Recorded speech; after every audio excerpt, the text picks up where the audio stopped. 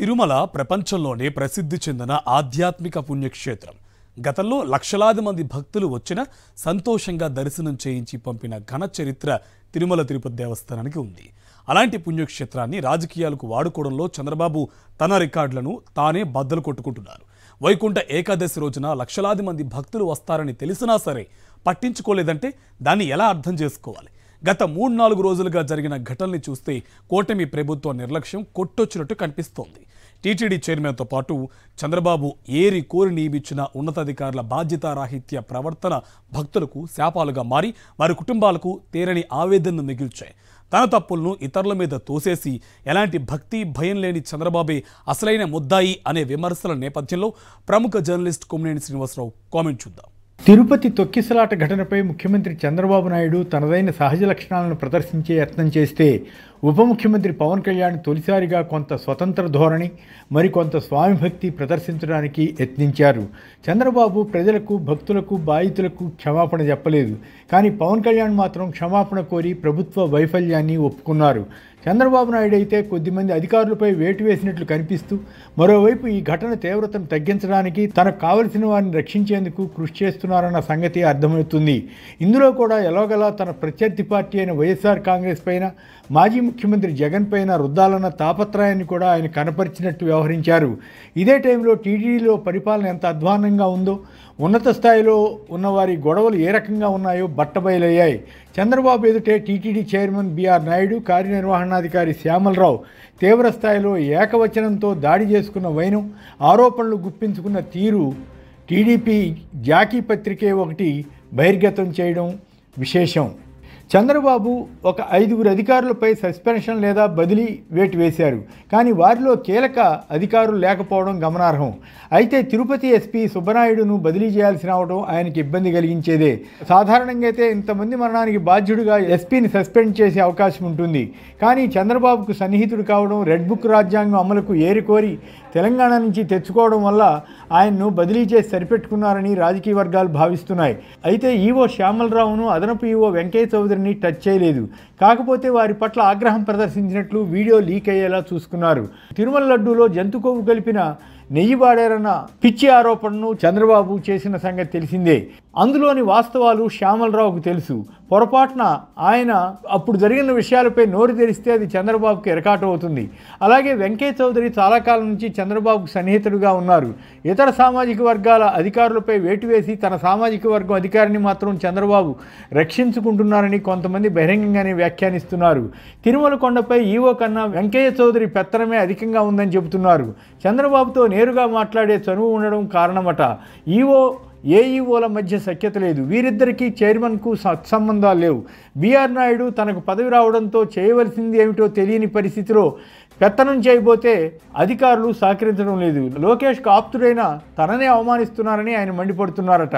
ఈ నేపథ్యంలో టీటీడీలో అధ్వాన పరిస్థితులు ఏర్పడ్డాయి. జన సమూహాలను సమర్థంగా నియంత్రించగలదన్న పేరున్న టీటీడీ ఇప్పుడు ఈ తొక్కిసలాట్లో 6 ప్రాణాలు కోల్పోవడంతో అప్రతిష్ట పాలైంది. ఇక్కడే ఇంకో కారణం కూడా చెబుతున్నారు. జనసేనకు చెందిన ఒక నాయకుడు 50 మంది కార్యకర్తలను టోకెన్లు ఇచ్చే చోట లోపలికి పంపించడం కూడా తొక్కిసలాటకు ఆస్కారం అయిందని ఒక పత్రిక రాసింది. చంద్రబాబు నాయుడు ఈ ఘటనలపై న్యాయ విచారణకు ఆదేశించడం వినడానికి బాగానే ఉంది. కానీ గత అనుభవాలను చూస్తే ఆయన ఏ కమిషన్ వేసినది తూతూ మంత్రంగానే సాగుతుందన్నది బహిరంగ రహస్యం. గతంలో రాజమండ్రి వద్ద జరిగిన పుష్కరాల తొక్కిసలాటలో 29 మంది మరణిస్తే ఉన్నతాధికారులపై కాదు కదా, కనీసం ఒక్క కానిస్టేబుల్పై కూడా చర్య తీసుకోలేదు. పైగా చంద్రబాబు తప్పు లేదన్నట్లుగా ఆ కమిషన్ నివేదిక ఇవ్వడం అందరినీ ఆశ్చర్యపరిచింది. ఇప్పుడు ఇంతవరకు బిఆర్ నాయుడు రాజీనామాను చంద్రబాబు కోరలేదు. లోకేష్ క్యాండిడేట్ కాబట్టి ఏమీ చేయలేకపోతుండవచ్చు. పైగా టీవీ యజమాని కావడంతో చంద్రబాబు చూసి చూడనట్లు పోతున్నారు. నిజానికి నైతిక బాధ్యత వహించి బిఆర్ నాయుడే రాజీనామా చేసి ఉంటే మర్యాదగా ఉండేది. కానీ పదవి రుచి చూసిన తర్వాత అలా చేయడం ఆయనకు కష్టమే కావచ్చు. ఇక చంద్రబాబు మాట్లాడిన కొన్ని అంశాలు చూడండి. దేవుడి పవిత్రతను దెబ్బతీయడానికి వాళ్లే చేశారేమో అని అన్యాపదేశంగా వ్యాఖ్యానించడం ఎంత దుర్మార్గం. ఒక పక్క ఓపెన్గా ప్రభుత్వ టీటీడీ అధికారుల పోలీసుల వైఫల్యం స్పష్టంగా కనిపిస్తుంటే ఆయన మెల్లగా వైసీపీపై రుద్దడానికి ప్లాన్ చేశారు. ఎల్లో మీడియా ఇప్పటికే ఈ ప్రయత్నం ఆరంభించింది. ప్రతి ఏటా తిరుపతి వాసుల కోసం ఇలా కౌంటర్లు ఏర్పాటు చేసి టోకెన్లు ఇస్తుంటే అసలు టోకెన్లు ఇవ్వడం ఏమిటి తనకు తెలియదని చంద్రబాబు అంటున్నారు. అయితే ఇది బుకాయింపన్నా అవ్వాలి లేదా అవగాహన రాహిత్యం అన్నా కావాలి. వైకుంఠ ఏకాదశికి 10 రోజుల పాటు టోకెన్లు ఇచ్చి ప్రత్యేక దర్శనం కల్పించడం ఏమిటని ఆయన అంటున్నారు. కానీ దీని ద్వారా లక్షలాది మంది భక్తుల కోరిక గత ప్రభుత్వం తీర్చిన విషయాన్ని ఆయన విస్మరిస్తున్నారు. మరోవైపు పవన్ కళ్యాణ్ కొంత సొంత వ్యక్తిత్వంతో మాట్లాడినట్లు అనిపిస్తుంది. 4 లక్షల మంది వచ్చినప్పుడు కూడా గతంలో జరగని దుర్ఘటన ఇప్పుడు ఎలా జరిగిందని ఆయన ప్రశ్నించారట. ఇది సబబే. దీనికి చంద్రబాబు, బిఆర్ నాయుడు, శ్యామలరావు, వెంకయ్య చౌదరి బదులివ్వాలి. అంతేకాదు భక్తులు, ప్రజలు క్షమించాలని కోరారు. ఈ మాట చంద్రబాబు చెప్పలేకపోయారు.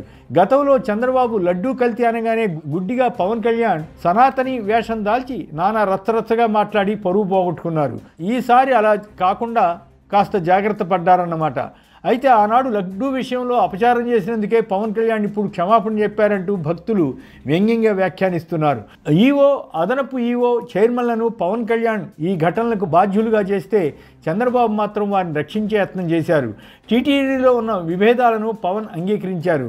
చంద్రబాబు ఆ విభేదాల ఆధారంగా తనపైకి అధికంగా విమర్శలు రాకుండా కథ నడిపించారు. నిజానికి వారందరినీ నియమించింది చంద్రబాబే. అధికారులపై, చైర్మన్పై చర్య తీసుకోవాలని, వారిపై కేసులు పెట్టాలని మాత్రం పవన్ కళ్యాణ్ చెప్పలేదు. హైదరాబాద్ సంధ్యా థియేటర్ వద్ద జరిగిన తొక్కిసలాట కేసులో నటుడు అల్లు అర్జున్తో పాటు యాజమాన్యాన్ని కూడా పోలీసులు అరెస్ట్ చేశారు. దాన్ని పవన్ సమర్థించారు. మరి ఇప్పుడు టీటీడీ యాజమాన్యంగా ఉన్నవారిపై కేసు పెట్టాలని పవన్ ఎందుకు కోరలేదు? వారిని అరెస్ట్ చేయాలని ఎందుకు చెప్పలేదు? పైగా కొత్తగా కుట్ర కోణం ఉండవచ్చని పవన్ అంటున్నారు. అంటే ఇక్కడే చంద్రబాబు పట్ల స్వామి భక్తి ప్రదర్శించారా అన్న సందేహం వస్తోంది. ఇది చంద్రబాబు, పవన్ కలిసి ఆడిన కొత్త డ్రామా అని, ఇందుకు బాధ్యులపై చర్య తీసుకోకుండా మొత్తం డైవర్ట్ చేయడానికి జరుగుతున్న ప్రయత్నం అని విమర్శలు కూడా వస్తున్నాయి. ఈ నేపథ్యంలోనే చంద్రబాబే ఈ తొక్కిసలాట ఘటనలో తొలి ముద్దాయని వైఎస్ఆర్ కాంగ్రెస్ అధినేత జగన్ అన్నారు. దానికి కారణం బిఆర్ నాయుడును చైర్మన్గా నియమించడంతో పాటు అంతవరకు సమర్థంగా పనిచేసిన అధికారులను తప్పించి తనకు కావలసిన అధికారులను పోస్ట్ చేసి తొక్కిసలాటకు కారణం అవడమే అన్నది విశ్లేషణ. చంద్రబాబుకు భయం, భక్తి రెండూ లేవని జగన్ వ్యాఖ్యానించారు. ఇక్కడ ఆసక్తికరమైన అంశం ఏమిటంటే తిరుపతి దేవుణ్ణి సైతం తన రాజకీయాలకు వాడుకోవడానికి చంద్రబాబు ఎప్పుడూ వెనకాడలేదు. ఏదేమైనా ఒక విశ్లేషకుడు అన్నట్లు పాలకుల పాపాలు ప్రజలకు శాపాలవుతాయట. ఇవన్నీ చూస్తే అది నిజమేనేమో అనిపిస్తుందా?